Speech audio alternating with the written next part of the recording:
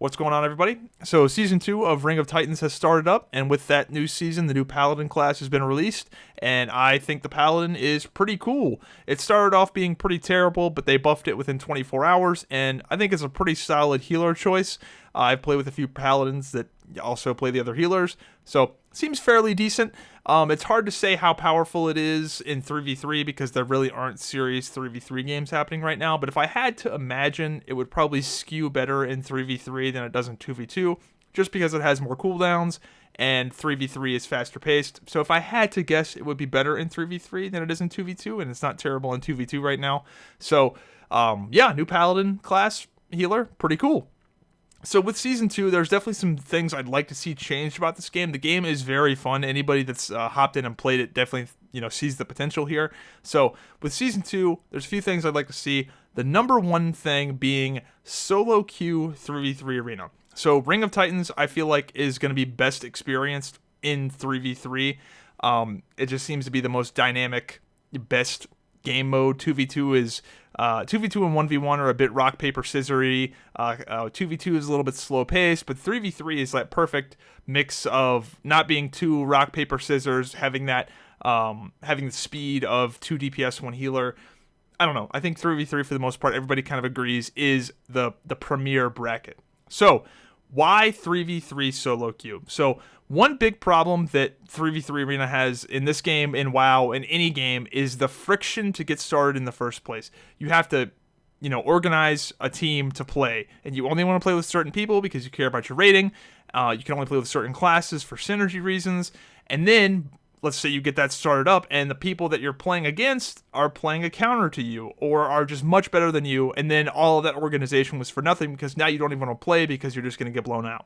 So a 3v3 solo queue arena would eliminate that initial friction, which is a big hurdle. That's a massive hurdle. Starting up in the first place is just difficult.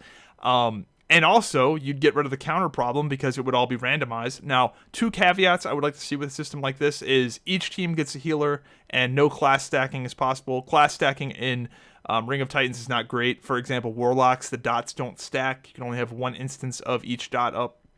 So each team gets a healer, no class stacking. But overall, I think a solo queue 3v3 arena would be good just to get people in the premier, best bracket. I mean, what we've seen right now in Ring of Titans, when people are playing 3v3, it's generally like a community night anyway, where people are just screwing around, watching somebody stream, and everybody's queuing 3v3, solo queue, just screwing around. And people are having fun with that, so I'd like to see like an official playlist. Maybe remove 1v1 or something like that. I don't know. But I think this as a playlist would be pretty cool because I think a lot of people want to play 3v3, but that hurdle, all these initial hurdles to even get started just really kick it before it even, can even get going, kick it while it's down. So, yeah, you could have an MMR system for it. If anything, it might actually be decently balanced because each individual player would have their own MMR, so maybe you get a less skilled healer, but your DPS are better, for example. So I think that would be something at least worth trying. I really don't think it could hurt because right now the 3v3 bracket is pretty dead.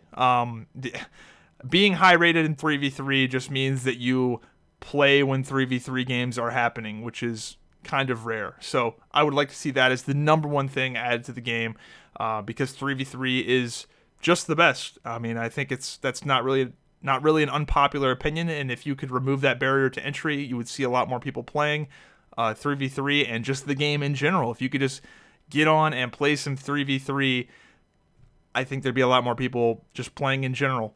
Another system I'd like to see added to the game is rating decay. I'm of the belief that if you aren't actively playing the game, then you shouldn't be at the top of the ladder. Because quite frankly, last season, there were a lot of people that were given end-of-season rewards that didn't deserve them because they hadn't played in weeks.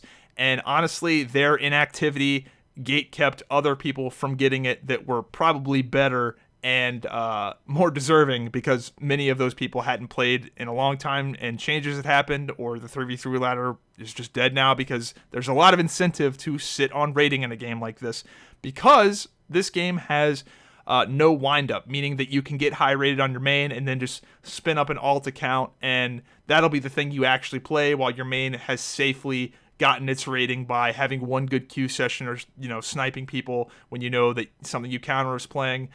So I think the game needs rating decay. Now, how would I implement this? Honestly, I would be fairly aggressive with a system like this. Maybe if you don't play for 72 hours, your rating starts to slowly decay, and the definition of playing means that you are in queue for a certain amount of time. So let's say there isn't anybody playing.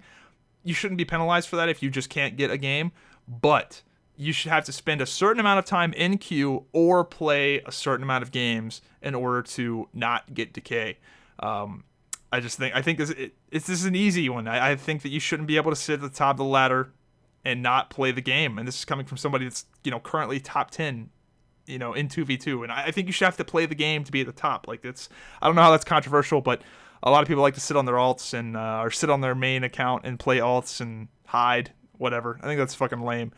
And especially with this game having no other grinding aspects, like you don't have to do dailies. Like, this is a game where you can just log in and play. Like, there's not any wind up. Like, come on, let's go. Let's play the game. Another thing I'd like to see Ring of Titans do is weekend tournaments. Now, I'm not talking about for prize money, just meaningless pixels. Everybody's playing for a silly hat or a title or whatever. But this would be the de facto way to determine who the best players for X, month would be these weekend tournaments where people competed against the actual best teams. Because ladder play, anybody that's familiar with how ladder play works in competitive games, it's not really the best way at determining who the best players are, because a lot of playing on the ladder, especially in an arena game like this, is knowing when to queue, sniping people, most importantly, knowing when not to play or when to stop playing. So I think a system like this would be kind of fun. And honestly, if they do, if this game does want to have a bit of a live streaming presence, I think this would be fun, because there's a lot of egos involved in a game like this. A lot of people like to talk shit on Discord. And when you have a tournament, like a weekend tournament, that would be the de facto thing you promote and say, like, hey, if you think you are hot shit, here you go. Here's the tournament. So again, for nothing more than a silly hat or title or, whatever, maybe even a temporary title. Like, you get the title, like, king or whatever. Who the fuck cares? It's meaningless pixels. People will walk through glass for meaningless pixels. So just an idea I'm throwing out there. I know a spectator client is in the works with the replay system. There is sort of something spectator-ish right now. So I think it could be something that would be fun to be live streamed potentially, if that's an avenue you want to go down. But even if it wasn't, I still think it would be fun.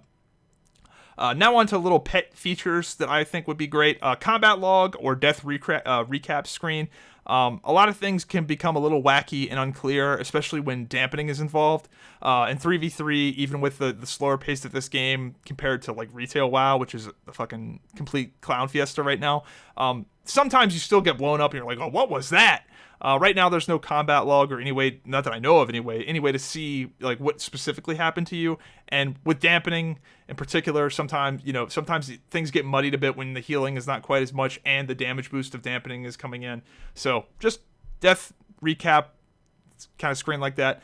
Another pet feature I think would be good is show only my debuffs or a debuff filter of some kind. I play a warlock, so it can get a little ridiculous if I'm playing with another class that's debuffing anti-healer that's going aggro with Moonfire or something.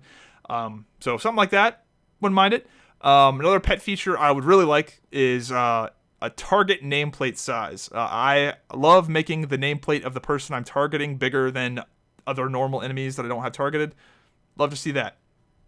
And the last change I would like to see made is a nerf to rogues, man. Rogues, holy shit. Now, normally I don't like to talk about class balance stuff, but I'm horrible, by the way. Horrible at the rogue class. The Volin is the specific name of the class. I'm not good. I don't claim to be good. I know I'm not. But I am still getting a staggering amount of wins when I play the rogue in this game because, quite frankly, the amount of damage it does with the amount of CC it has is immense, especially in the hands of a player that knows what they're doing. I don't know what I'm doing, but I can still do absolutely insane amounts of damage. I'm at the point to where I feel like the Volans are just better than warriors. Like they just do more effective damage.